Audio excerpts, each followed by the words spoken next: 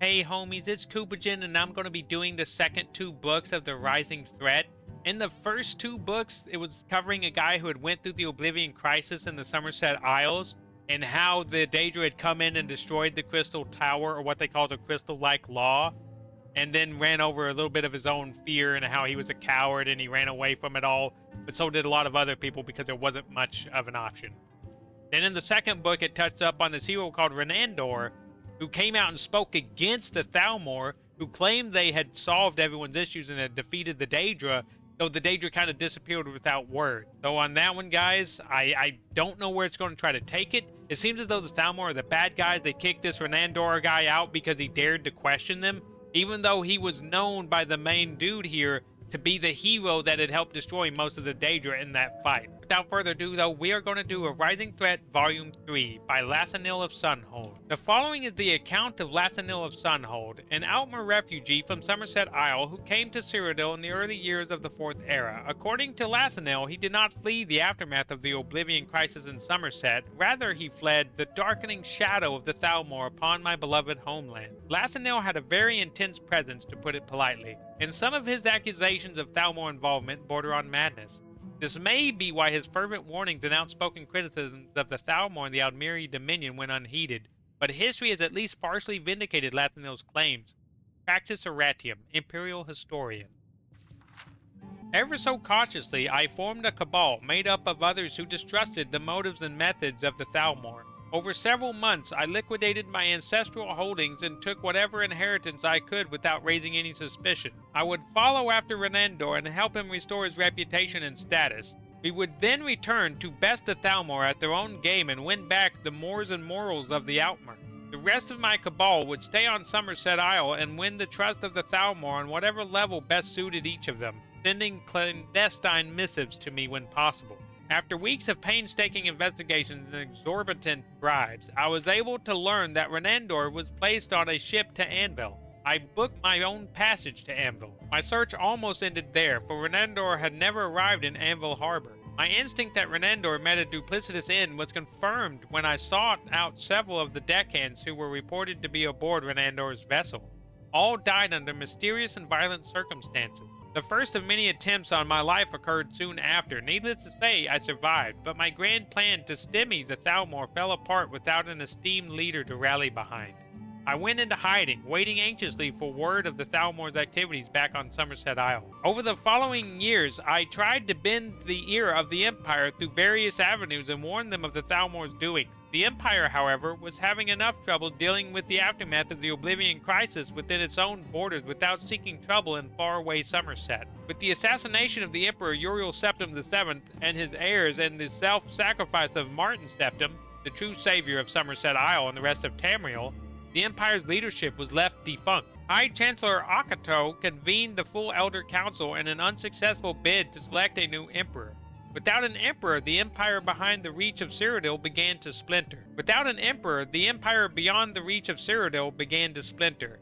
Akato reluctantly agreed to become the potentate under the terms of the Elder Council Charter until imperial rule could be re-established, but a reluctant leader is rarely a strong leader. Potentate Akato made admirable efforts to rein in the bedlam that threatened to rip the empire apart, and was even making a headway when Red Mountain erupted and destroyed much of Vardenfell, likely from Thalmor tampering, but I have yet to find proof of their misdeeds in it. What was left of Morrowind was thrown into absolute chaos. The effects of the eruption were felt even in Blackmarsh, destroying roads and cutting off the Imperial garrisons there. None were prepared for what happened next. Okay. He went with Renandor's direction to try to find him to see if he could recruit his help, I'm guessing, and try to end the Thalmor threat. But they had already gotten to the guy, murdered, I think, him and everyone that was around him in order to make sure that no one really knew what happened. Then started coming after this guy, though as we know he's the source of this story.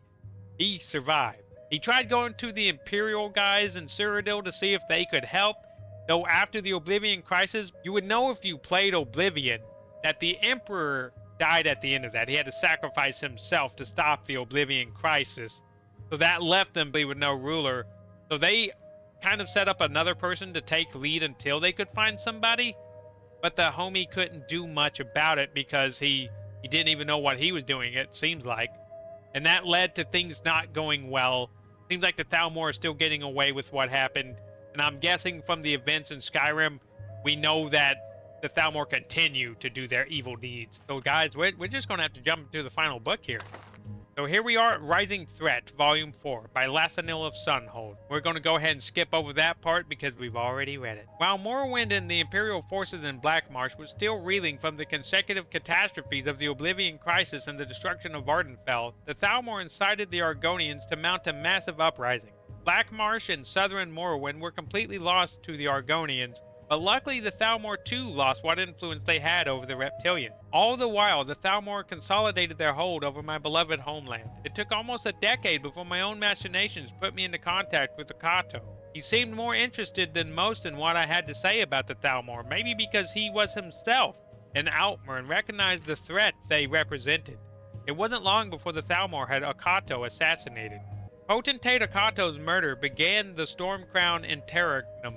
The Elder Council fractured, leading into years of ruthless infighting, plots, and backstabbing. Many tried to claim the Ruby Throne. Most were pretenders to the crown. A few had legitimate claims. Others still were little more than brutal dullards who thought mere strength of arms was all the entitlement they needed. Violent, unnatural storms lashed the Imperial City several times during this anarchy, always with the eye of the storm looking directly down upon White Gold Tower, as if this was the judgment of the Nine Divine. With the Empire submerged in this mayhem, the Thalmor were quick to act. They overthrew the rightful kings and queens of the Altmer. I remember the revulsion and horror that took hold when word reached me that this dementia had gripped my homeland. Once so proud and majestic, many of our great race actually embraced this insanity. Then the first of many pogroms descended on Somerset Isle. They slaughtered any who were not of the blood of the Aldmer. A fine excuse to purge the dissidents as well. The Thalmor have never been ones to waste such an opportunity. After 7 long, bloody years, the Stormcrown Interregnum was ended when a Colovian warlord by the name of Titus Mede seized the crown. Whether he had rightful claim or not is moot. Without Titus Mede, there would not be an empire today. He proved a shrewd and capable leader, such that Skyrim endorsed him as emperor. With the empire stabilizing under the auspicious efforts of Emperor Titus Mede, I resumed my efforts to warn them of the Thalmor threat. Again, the Thalmor remained a step ahead. Before my efforts could come to fruition, the Thalmor struck. Another coup, this time in Valenwood. The Empire was not prepared for the Thalmor's subterfuge and stratagem. There are those who claim the combined Altmer and Bosmer forces greatly outmatched the Empire, but this is a farce. In short, savage campaign was won by the Thalmor even before first blood was drawn. They waited and watched their enemy. They chose where and when they would attack. The Thalmor were able to bring the full fury of their small contingent of Altmer and Bosmer to any of several Imperial strongholds. Contrary to the posturing of the Empire's generals, the Thalmor did not command greater numbers. They had better spies and greater mobility and knew how best to use them. This is the menace that the Thalmor represent. They are cruel and merciless, but they are no fools. They are devious and subtle, and so very patient. In one fell stroke, the Thalmor took a strategic foothold on the mainland of Tamriel and prevented any significant attempt the Empire could have made to invade Somerset Isle and depose the tyranny of the Thalmor. At the same time, they took a better advantage to continue to watch the Empire and wait. In so doing, they also revived the Aldmeri dominion with their alliance to the Bosmer of Valenwood. Over the decades, the Thalmor have grown quiet, but this is not the end. It has only just begun. They merely consolidate their power and tighten their grip on the hearts and minds of the Altmer. The Empire may wish to forget the wounds its pride has suffered at the hands of the Thalmor, but they are still out there, plotting, watching, waiting. While the Empire is content to secure inconsequential corners of its vast holdings, the threat of the Thalmor continues to rise. Not since the potentate Akato has anyone in the Empire listened to me. I beseech any and all citizens of this renowned empire to heed my words. The Thalmor must be stopped before it is too late. Soon after Lathanil of Sunhold commissioned to have these volumes printed and distributed far and wide in the Empire with his own coin, he himself met a violent end. In light of the events that followed his death, we must consider that he may very well have been murdered by Thalmor assassins. Praxis Erratium, Imperial Historian. So guys, this is the end of the volumes. He was eventually got by the Thalmor assassins. It sucks because it seems like he actually had good intentions. He tried to get the Empire to listen multiple occasions, it seems. It all went for naught because the Thalmor had already dug in. I would even say that maybe that storm that was mentioned might have had something to do with the Thalmor causing it.